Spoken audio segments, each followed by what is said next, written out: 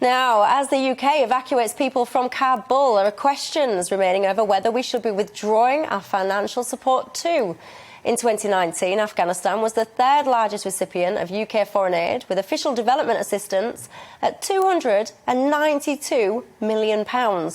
Whilst the 2021 bill has dropped to £155 million, many are concerned that this is going to fall into the hands of the Taliban. Joining me now is Conservative MP Andrew Mitchell, the former Secretary of State for International Development. Good evening to you. We just had talks. Our political editor, Darren McCaffrey, has just been joining us, running us through a list of the conditions, if you like, that are going to be applied to any increase in aid going to the Taliban. But how can you reassure our viewers, these taxpayers whose money indeed this is, that we are not going to be basically funding this Taliban? Well, it's a very good point. And the truth is that we don't really ever fund governments. We fund the people, and we fund the projects, and we fund the sort of things that most people in Britain think we should be funding.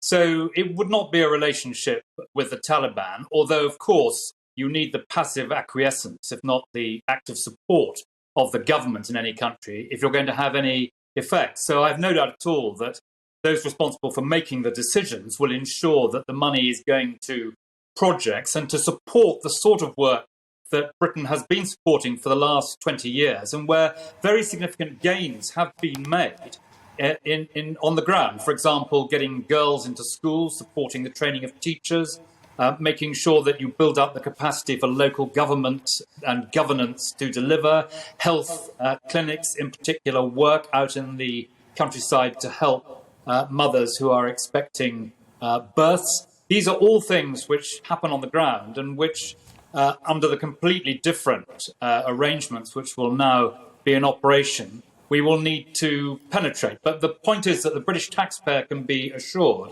that we'll only be spending their money on these sort of aims in Afghanistan if we know that we can deliver results on the ground. Yeah, Andrew, I think that sounds very noble, and I listen to you and I think, yes, that sounds wonderful. But I don't believe that for a second. I mean, we've seen the footage that's been coming out of Afghanistan, this regime.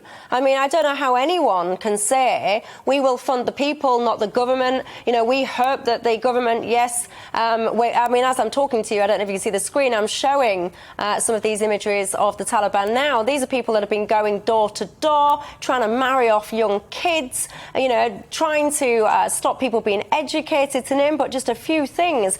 You know, how can you honestly say we will fund the people and not these governments? Why on earth would you think that the Taliban is going to let you fund these projects? Well, that is a perfectly valid question, because, as I said, you clearly won't be able, for example, to help ensure we get girls into school unless the Taliban passively accept that. They've been making specific comments about how they will ensure that girls can continue to go to school, and it remains to be seen whether they honour those commitments. But in a way, the G7 meeting today is about what sort of relationship the international community is going to have with the new government in Afghanistan. And I think it's very important that that is widened out from the G7 into the G20, in particular to the regional neighbours of Afghanistan, because the aid and development that Britain tries to effect there will certainly depend upon whether there is now a massive humanitarian crisis as millions of people stream across the borders into Pakistan or Iran. So of course, it depends upon what the Taliban agree, but the international community can adopt an approach of carrot and stick, if you like, which ensures that if the Taliban do respect human rights of women and do respect the very significant changes that have taken place in Afghanistan since they were last in power, then some progress can be made. But the one thing you can be quite certain about is that Britain will not be spending its hard-earned taxpayers' money unless we know we can get an effect on the ground. And how are you going to be looking to measure that effect on the ground? What kind of checks and balances would you have in place? Because we're talking of hundreds of millions of pounds here. No one would watch that footage and dispute that there are people there that absolutely need help. So, no dispute there. But what reassurance would you give to these taxpayers whose money we're talking about that you will be making sure, this government will be making sure that it gets to the people that need it and it has an impact? So what kind of checks and balances, briefly, will you be looking at? Well, you're quite right in saying that we cannot allow our money to be used corruptly, and that is why we don't fund governments. We fund enterprises and civil society and international charities working there. And those rigorous checks will undoubtedly continue. But I suspect that there's going to be much more humanitarian relief in the short term.